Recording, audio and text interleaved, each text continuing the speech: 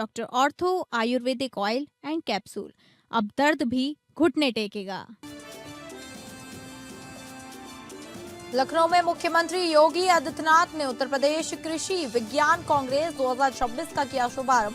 अपने संबोधन में सीएम योगी ने दिया वादा, पिछले 9 वर्ष में हमने कृषि विकास दर को उत्तर प्रदेश में 8% से बढ़ाकर 18% तक पहुंचाने में सफलता प्राप्त की।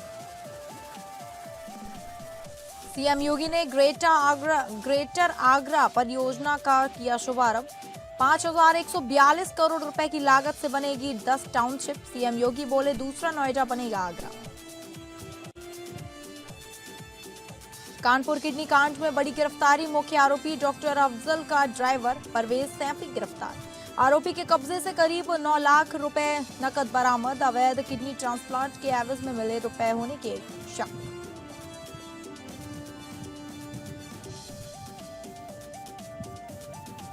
बाराबंकी सिविल कोर्ट में चला बुलडोजर। कोर्ट परिसर में अधिवक्ताओं के टीन शेड और चैम्बर ध्वस्त किए गए। देर रात चले बुलडोजर से अधिवक्ताओं में उबाल, बिना सूचना कार्रवाई पर वकीलों ने किया हंगामा।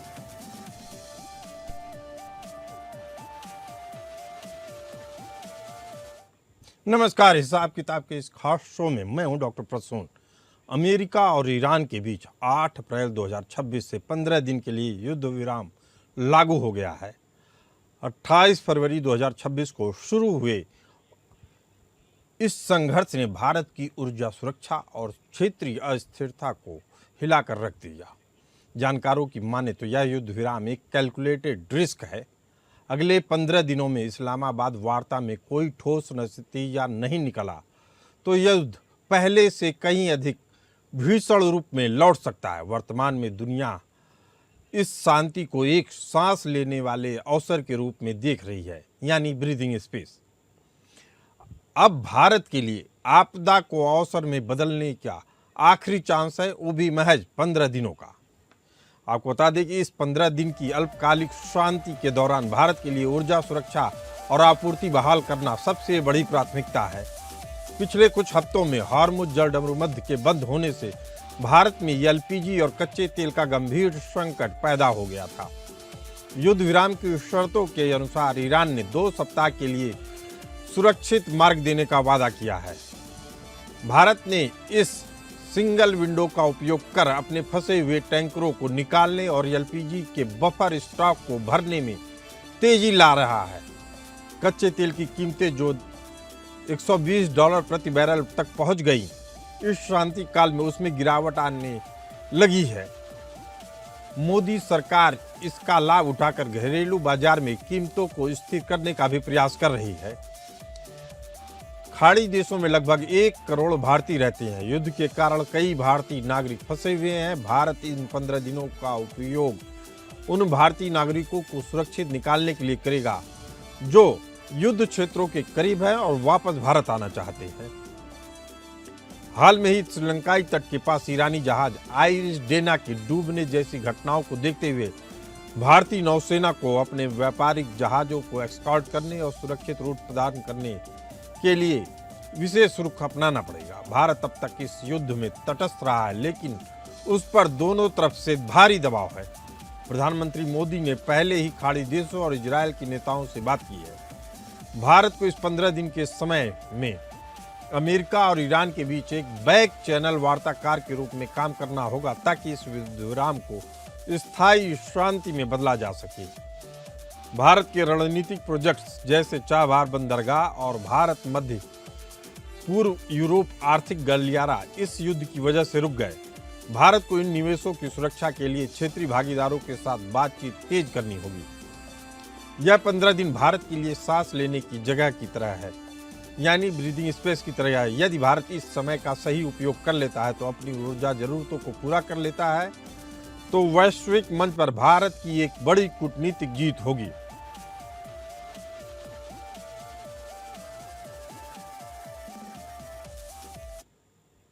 अमेरिका और ईरान के बीच 15 दिवसीय युद्ध विराम एक सैन्य ठहराव नहीं बल्कि इसके गहरे भू राजनीतिक और आर्थिक मायने हैं। यह समझौता अमेरिकी राष्ट्रपति डोनाल्ड ट्रंप की समय सीमा खत्म होने के महज कुछ घंटे पहले पाकिस्तान की मध्यस्थता से संभव हुआ। लेकिन इस युद्ध विराम को लेकर दुनिया के नेता अभी भी भ्रम की स्थिति में हैं। सवाल है कि क्या यह युद्ध विराम अमेरिका को बाहर निकलने का एक विंडो प्रदान कर रहा है, क्योंकि इजरायल की तरफ से युद्ध रोकने के लिए कोई वादा नहीं किया गया है। आपको बता दें कि यह युद्ध विराम जितना ईरान के लिए राहत है, उससे कहीं अधिक अमेरिका और अमेरिकी राष्ट्रपति ट्रंप के लिए एक सम्मान बचाने वाला विकल्प हो सकता है। लेकिन इजरायल की चुप्पी इस पूरी शांति प्रक्रिया को कमजोर बना देती है। ट्रंप प्रशासन इस समय दोहरी चुनौती का सामना कर रहे हैं। अमेरिका में युद्ध के खिलाफ और बढ़ती गैस कीमतों के कारण जनता में भारी असंतोष है। ट्रंप ने चुनाव के दौरान अंतिम युद्धों को रोकने का वादा किया था। 15 दिन का युद्ध विराम ट्रंप को यह कहने का मौका देता है कि उन्होंने अपनी शक्ति दिखाकर ईरान को बातचीत के टेबल पर लाने के लिए मजबूर कर दिया। इजरायल ने इस युद्ध विराम पर कोई आधिकारिक वादा नहीं किया है, जो इस पूरी शांति की सबसे कमजोर कड़ी है। इजरायल का मुख्य लक्ष्य ईरान ही नहीं बल्कि हूती, हिजबुल्लाह और हमास जैसे सहयोगियों को पूरी तरीके से समाप्त करना है, जिसके कारण हमेशा इजरायल के अस्तित्व पे संकट बना रहता है। इजरायल यह मानता है कि जब तक ईरान के परमाणु ठिकानों को नष्ट नहीं किया जाता, तब तक कोई भी समझौता और वार्ता अधूरी है। इजरायल अक्सर अपनी सुरक्षा के मामलों में अमेरिका से अलग राह चुनता है। यदि इन 15 दिनों के दौरान इजरायल ने ईरान या उसके सहयोगियों पर कोई बड़ा हमला किया, तो यह युद्ध विराम चंद घंटों में टूट सकता है। इजरायल की तरफ से किसी भी वादे का न होना यह संकेत देता है कि युद्ध विराम केवल अमेरिका और ईरान के बीच द्विपक्षीय समझौता है, न कि क्षेत्रीय शांति। 10 अप्रैल 2026 को इस्लामाबाद में दोनों पक्षों के बीच सीधी बातचीत शुरू होने वाली है। यह 15 दिन तय करेंगे कि क्या यह केवल एक ब्रेक है या स्थायी शांति की शुरुआत। पाकिस्तान के दावों के अनुसार यह युद्ध विराम हर जगह लागू होगा, जिसका अर्थ है कि लेबनान और अन्य मोर्चों पर भी हिंसा में कमी आ सकती है। लेकिन इजरायल के हमलों ने इस दावे को खोखला साबित कर दिया है।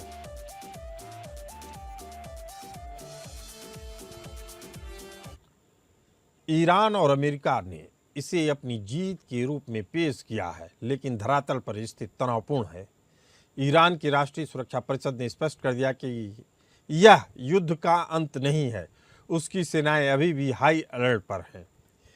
इसी मुद्दे पर चर्चा करने के लिए हमारे साथ मौजूद हैं संजीव श्रीवास्तव जी, जियोपॉलिटिकल एक्सपर्ट, और कमांडर भूषण दीवान जी, डिफेंस एक्सपर्ट। थोड़ी देर में जुड़ेंगे निपुण आलम बयान जी, फॉरेन एक्सपर्ट। पहला सवाल संजीव जी आपसे, भारत ने इस पूरे संकट के दौरान चुप्पी साधे रखा, क्या यह 15 दिन भारत को अपनी ऊर्जा सुरक्षा सुनिश्चित करने का मौका देंगे या भारत को अपनी रणनीतिक स्वायत्तता को लेकर और कड़ा रुख अपनाना होगा? देखिए प्रसून जी, भारत ने लगातार जो वारिंग साइट्स के साथ अपने संपर्कों को इस 40 दिनों के अंतराल में बनाए रखा। और भारत तो मैं ये कहूंगा कि युद्ध शुरू होने के पहले ही भारत एक्टिव था। और भारत के प्रधानमंत्री श्री नरेंद्र मोदी ने युद्ध के 2 दिनों पहले इजराइल की संसद में जाकर के जिस तरीके से डायलॉग अमंग सिविलाइजेशंस की बात कही, आतंकवाद की चुनौती के खिलाफ लड़ने की बात कही, एकजुटता की बात कही, तो ऐसे में तो ये भारत जाहिर है कि युद्ध के पहले से ही प्रोएक्टिव अप्रोच दिखा रहा था। और लगातार जो ये 40 दिनों का युद्ध चला है, उसमें भारत इस बात की लगातार अपील भी करता रहा कि डायलॉग, डिप्लोमेसी और डी एस्केलेशन के ऊपर ही बल देना होगा और संवाद को अख्तियार करना होगा, संवाद का रास्ता अख्तियार करना होगा। संजय जी, सीधा सवाल ये है कि क्या भारत इस युद्ध में किसी के तरफ पक्ष लेगा, किसी का पक्ष लेगा, या जैसे अभी तक चलाया है उसी राह पे चलेगा? देखिए, भारत अगर किसी पक्ष के साथ है तो वो शांति के साथ है, संवाद के साथ है, रूल्स बेस्ड ऑर्डर के साथ है। और भारत ये भी चाहता है कि जो इंटरनेशनल वाटरवेज है उस पर इस तरीके के डिस्ट्रप्शंस ना पैदा किए जाए जिससे कि अंतर्राष्ट्रीय समुदाय को नुकसान हो, और ऐसी पार्टीज के ऊपर हमले न किए जाए जो कि इस युद्ध में शामिल नहीं है। जाहिर है कि हमने इस बात का भी की मुखालफत की, इसका विरोध किया कि किस तरीके से वेस्ट एशिया के राष्ट्रों को, जिनका कि युद्ध से कोई लेना देना नहीं था, उनके ऊपर ही हमले जिस तरह से ईरान की इस्लामिक रिजीम करती रही। तो ऐसे में तो भारत इसके विरुद्ध भी है। तो ये जो सारी सिचुएशन है उसमें भारत का जो रुख है वो बहुत ही संतुलित, विवेकपूर्ण, बुद्धिमत्तापूर्ण और जिम्मेदारी बना रहा है, और इसी तरीके के रुख के लिए भारत जाना जाता है। और मेरा ऐसा मानना है कि भारत का ये जो रुख है ये विश्व में शांति, सुरक्षा, स्थिरता और संपन्नता के लिए बेहद आवश्यक भी है। चलिए, भारत की ठीक है। भूमिका संजीव ऐसे, जी, एक रुख सवाल और उठता बहुत ही है महत्वपूर्ण होगा। कि अगर इजराइल इस युद्ध विराम का हिस्सा नहीं है, जैसा कि उसने अभी हिजबुल्लाह के ठिकानों पे हमला करके दिखा दिया है, तो क्या यह कहना सही होगा कि अमेरिका ने ईरान के साथ समझौता करके अपने क्षेत्रीय सहयोगियों की पूर्ण सहमत के बिना किया है, या अपने आप को इस पूरे विवाद से निकालने का एक रास्ता खोज लिया है? संजीव जी। नहीं, देखिए, ये इजराइल इस समझौते में इस जो सहमति बनी है सीज फायर की, उसमें शामिल है। इजराइल की तरफ से स्टेटमेंट भी जारी किया गया है कि हम इसको अप्रूव करते हैं और इसको समर्थन देते हैं। और ये जो इजराइल जाहिर है कि अमेरिका ईरान के संदर्भ में जो भी निर्णय लेगा, इजराइल को उसका साथ देना ही है। तो हिजबुल्लाह और लेबनान में हिजबुल्लाह के ठिकानों पे, हमास के ठिकानों पे जो हमले हो रहे हैं, उसका क्या मायने निकाला जाए? संजीव जी। उसका मायने बहुत स्पष्ट है कि इजराइल की आतंकवाद के खिलाफ जो लड़ाई है वो जारी रहेगी। इस सीज फायर में हिजबुल्लाह शामिल नहीं है। इस सीज फायर में हमास और हुती आतंकियों का कोई लेना देना इसमें नहीं संजीव है। जी, आप और बेहद अहम बात कह रहे हैं, लेकिन इनके जनक के तौर पे अगर किसी का नाम आता है तो ईरान का ही आता है। इस समय हमारे साथ मौजूद है कमांडर भूषण दीवान जी। आपने संजय श्रीवास्तव जी की बात सुनी कि इस पूरे शांति प्रक्रिया से हिजबुल्लाह गायब है, हमास गायब है, तो इसके क्या मायने निकाले जाएं? कि यह शांति केवल मिलिट्री रीसेट है, दोनों का पक्ष का इस समय उपयोग करके मिसाइल प्रणालियों और अपनी लॉजिस्टिक को फिर से दुरुस्त करने के लिए नहीं करेंगे? जी बिल्कुल प्रसून जी, ये काम हो सकता है और ये काम दोनों चाह रहे थे। अमेरिका भी चाह रहा था, उनके पैट्रियट और मिसाइल्स खत्म, इंटरसेप्टर मिसाइल खत्म हो गई थी, और ये ईरान भी चाह रहा था। पर इसमें एक और चीज है, ये दो जो ट्रम्प साहब का काम करने का तरीका है, ये 2 हफ्ते को 3 हफ्ते 4 हफ्ते भी कर सकते हैं और 2 हफ्ते को 4 दिन भी कर सकते हैं, वो तो समय बताएगा। पर जो इजराइल का बात पूछ रहे हैं, इजराइल इस सीज फायर से खुश नहीं है, और ना गल्फ कंट्रीज सऊदी, यूएई वगैरह, कतार खुश होंगे। क्यों? क्योंकि आपने तो इसमें तो ईरान का पलड़ा भारी हो गया है, और ईरान का पलड़ा भारी करने के बावजूद के साथ साथ ईरान के हाथ में तो आपने $2 मिलियन पर VLCC टोल टैक्स लेने का भी ओके कर दिया है, उसको अमीर बना रहे हैं आप। और ये बड़ी गलत बात है। जो यूएन क्लॉज है, United Nations Convention of law of Seas, जो नेचुरल स्टेट्स हैं, जैसे मलाका स्टेट भी है, सुएज कनाल नहीं, जैसे हॉर्मुज भी है, इस पे किसी का हक नहीं है। फ्री पैसेज होना, ट्रांजिट पैसेज होना चाहिए। एक होता है इनोसेंट पैसेज, एक होता है ट्रांजिट पैसेज। इनोसेंट पैसेज में तो सबमरीन भी जा सकती है, पर वो सरफेस नहीं करे चलेगा। तो मैं ये कह रहा हूं कि ये लूजिंग प्रोपोजिशन है टोटल, और बिल्कुल खुश नहीं हुई गल्फ कंट्रीज से। और पर ईरान ने भी कह दिया बाद में भी, इसके बावजूद भी ईरान ने कह दिया है कि अमेरिका अगर हिमाकत करोगे कुछ करने की, तो हमारा हाथ फिगर पे अभी भी है। तो सवाल ये है कि दुनिया को वेट एंड वॉच करना पड़ेगा। भूषण दीवान जी, दुनिया वेट एंड वॉच कर रही है, लेकिन सवाल बड़ा यही है हमारे दर्शकों के लिए भी, इस युद्ध में जो अभी युद्ध विराम पर रुका हुआ है, अगर माना जाए कि युद्ध विराम के बाद आगे युद्ध नहीं होता है, तो किसकी जीत मानी जाएगी, ट्रंप की या ईरान की? क्लियर कट ईरान की मानी जाएगी। पर बात यह है कि युद्ध आगे नहीं होता है 2 हफ्ते के बाद, वो क्या कंडीशंस हैं, उस कंडीशन को उस कंडीशन से तय होगा कि युद्ध की जीत किसकी है। क्योंकि उस कंडीशन में अगर अमेरिका ने कह दिया कि सुएज हॉर्मुज के ऊपर ईरान $2 मिलियन ले सकता है, तो क्लियर कट इसके अंदर हार यूएसए की है। वो वहां आए थे, खुलवाने आए थे, क्या खुलवाया तुमने? अरे आपके आने के पहले तो फ्री चल रहा था भाई, और आपके आने के बाद तो किराया दुनिया के लग गया, और आपने एक नया बदल दिया। यूएनओ की convention of law of seas को बंद करा दिया आपने भाई, उसके ऊपर चले गए आप। कमांडर भूषण दीवान जी बेहद अहम बात कर रहे हैं। संजीव जी कह रहे हैं कि अमेरिका को जो हासिल करना था इस युद्ध से हासिल नहीं हुआ, और ईरान अभी भी क्षेत्र में अपना दबदबा कायम किया हुआ है, तो इसके बाद एक सवाल उठता है कि क्या यह 15 दिन का युद्ध विराम राष्ट्रपति ट्रंप के लिए अपनी साख बचाने का एकमात्र रास्ता नहीं है। चर्चा कर रहे हैं अमेरिका ईरान के बीच हुए युद्ध विराम के मायने की।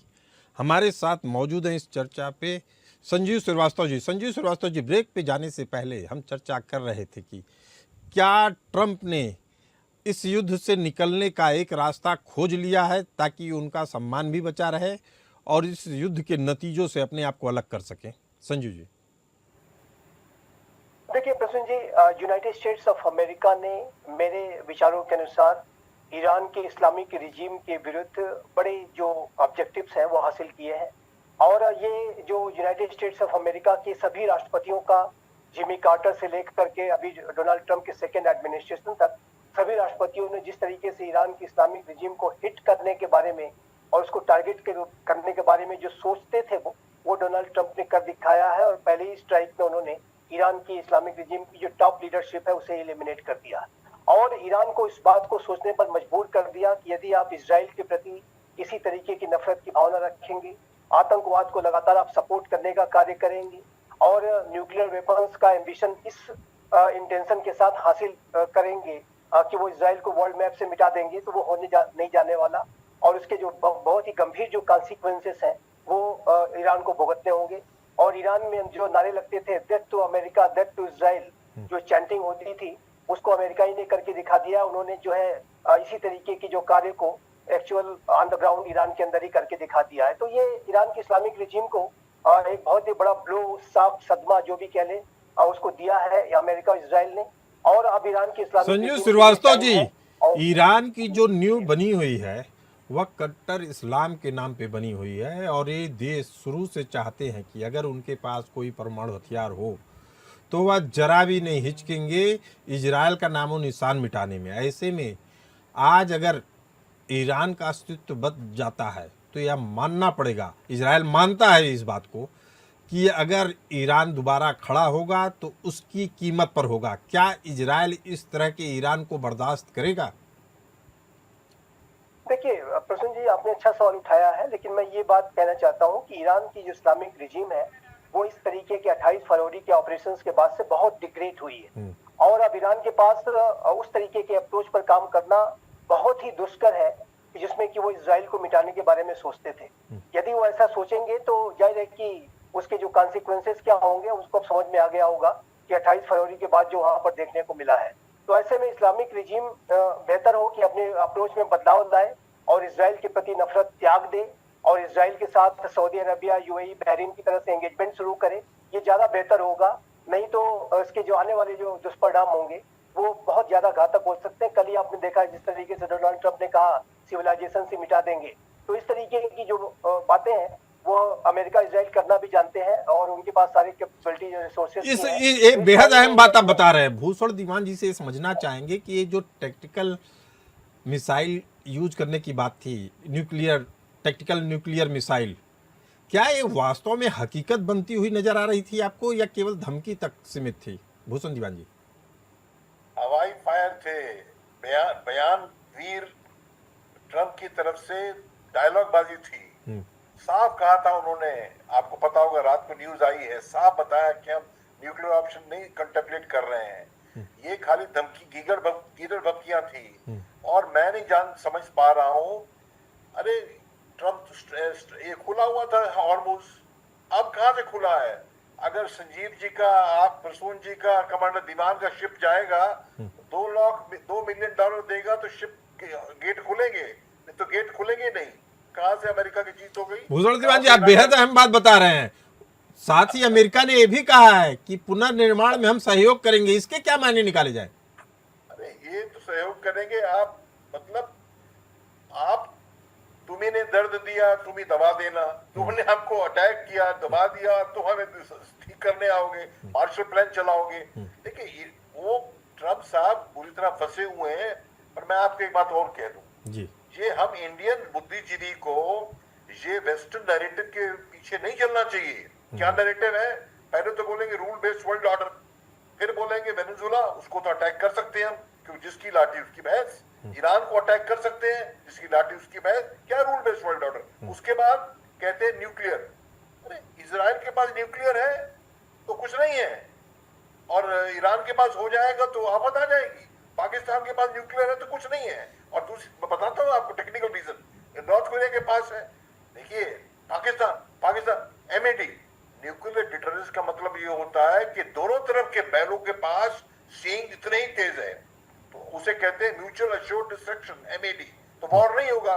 क्या कहने की बातें हैं, हम जमीन से मिटा देंगे, नहीं करेंगे। भूषण निवास साहब, सबसे बड़ी बात यह है कि जिस तरीके की कट्टरता देखी जाती है इन गल्फ कंट्रीज में इजराइल को लेके, तो किसी भी दुष्परिणाम से इनकार नहीं किया जा सकता है, उसकी आशंका से इनकार नहीं किया जा सकता। संजीव श्रीवास्तव जी, एक बड़ा सवाल आपके लिए है कि जो यह मध्यस्थता हुई है पाकिस्तान के जरिए, इसके पीछे क्या केवल पाकिस्तान है या चीन की भी कोई भूमिका नजर आती है आपको? संजीव जी। आपने बहुत अच्छा सवाल किया है। एक बात मैं अवश्य कहना चाहता हूँ, देखिए आतंकवाद के विरुद्ध जो किसी भी तरीके का जो एकजुटता जिसमें दिखाने की आवश्यकता है, डबल स्टैंडर्ड्स के आधार पर हम नहीं चल सकते। पाकिस्तान के आतंकवाद को यदि हम कहें हम जीरो टॉलरेंस से डील करेंगे, लेकिन ईरान के आतंकवाद के साथ किसी तरीके का कॉम्प्रोमाइज कर लेंगे, ये ऐसे नहीं चलेगा। और एक जीरो टॉलरेंस यदि आतंकवाद के प्रति रखना है तो सभी तरीके के आतंकवाद के खिलाफ जीरो टॉलरेंस रखना होगा। और हमास, हिजबुल्लाह, हुती, ये जो आतंकवादी संगठन है, और ईरान आतंकवाद का सबसे बड़ा स्पॉन्सर सपोर्टर राष्ट्र रहा है, इसमें कोई दो राय नहीं है। और जाहिर है कि वो अगर न्यूक्लियर वेपन्स की बातें रखने के बारे में सोचता था तो इस बात के भी खतरे थे कि कहीं वो टैक्टिकल न्यूक्लियर वेपन्स किसी हमास, हिजबुल्लाह, हुती को अगर सौंप देगा। पाकिस्तान के न्यूक्लियर वेपन्स तो अमेरिका के कंट्रोल में है, लेकिन ईरान के जो न्यूक्लियर वेपन्स अगर आ जाएंगे तो वो तो इजराइल को मिटाने बेहद अहम बात कह रहे हैं आप संजीव जी, इसी बात की ओर मैं भी इशारा कर रहा था। और दूसरी बात प्रसून जी, कि आपने जो चाइना का आपने सवाल किया, बहुत ही महत्वपूर्ण। देखिए पाकिस्तान भले से इसका वो क्लेम करने की कोशिश करी कि हमने ये किया वो किया, लेकिन पाकिस्तान की वो बिल्कुल उसकी क्रेडिबिलिटी ऐसी नहीं है। उसने एक मैसेंजर का काम किया, पोस्टमैन का काम किया, इस यहाँ से मैसेज वहां उठाना, वहां गिराना। लेकिन इसमें जो बड़ा जो रोल है वो चाइना का मैं देखता हूँ। और चाइना का जो इन्फ्लुएंस है, एक बड़ी महाशक्ति होने के नाते ईरान की इस्लामिक रिजीम डायरेक्ट उससे गहरे ताल्लुक रखती है, और चाइना और मैसेंजर पाकिस्तान ने जो एक कॉम्बिनेशन डेवलप किया, उसका परिणाम ये हुआ कि इस्लामिक रिजीम के साथ एक गहरा जो है तारतम्य स्थापित हुआ। और चाइना के दबाव में आकर के भी जो इस्लामिक रिजीम को भी झुकना पड़ा है, और अमेरिका भी उसको कहीं न कहीं इसको एक्नॉलेज कर रहा है। तो इसमें एक्नॉलेज कर रहा है, यह बड़ी कूटनीतिक सफलता है चीन की। भारत के लिए भी इसके फायदे हैं, शायद पूरी दुनिया के लिए हैं। शायद इसी को कूटनीति कहते हैं, जो बिना पर्दे के सामने आए अपनी चीजों को मनवा ले। शायद इसीलिए चीन को एक महाशक्ति के रूप में देखा जा रहा है। आप दोनों इस खास चर्चा में आप लोगों का बहुत बहुत धन्यवाद। फिलहाल इस चर्चा में इतना ही, हमें दीजिए इजाजत। नमस्कार।